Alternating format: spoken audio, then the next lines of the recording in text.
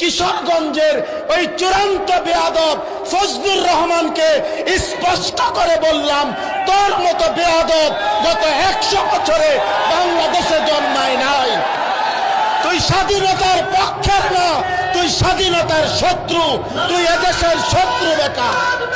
তো 60 বছরে তোর মতো বেয়াদবের মতো কথা বাংলাদেশে কোন নাস্তিক মুরতাদ, কোন স্বঘোষিত মুরতাদ এত বড় কথা বলে নাই। জুতার গলার মধ্যে নিয়ে দেখি জুতার মালা দেয়। তুই তো এবারে দেখছ না দেশ কেমনে স্বাধীন করছে, দেখছ? দেখলে বুঝলিলে যখন গড় থেকে মা বন্ধুকে দইরা নিয়ে নিয়ে যখন তারা যা মনে সেটা ব্যবহার করছে, সেদিন বুঝতি যে মার গায়ে হাত দিলে সন্তানের কেমন লাগে। বেটা ফহিরি করো, ক্ষমতার যাইবার লাগে কাহিনী মারাও। আমি ওদের শুরুতে কি কইছি আব্বা? কইছি উস্তাদের দুয়ায় ওলি হয়, বদদুয়ায় জীবন ধ্বংস হয়। আমি ওয়াজটা কইরে গেছি একটু আগে।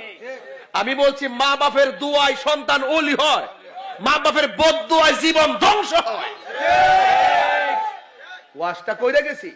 আজকে বড়কে শ্রদ্ধা নাই দীক্ষা একটা ফুলা ভানো যেই ডাইল ধরে সেই ডাইল ভাঙ্গে পড়ে। মান্যতা না থাকলে, আদব না থাকলে, ইখলাস না থাকলে, রিয়াজত না থাকলে, কামালিয়ত না থাকলে তোর কোটি টাকা হতে পারে, কিন্তু তুই আখিরাত বরবাদ করে দিছিস।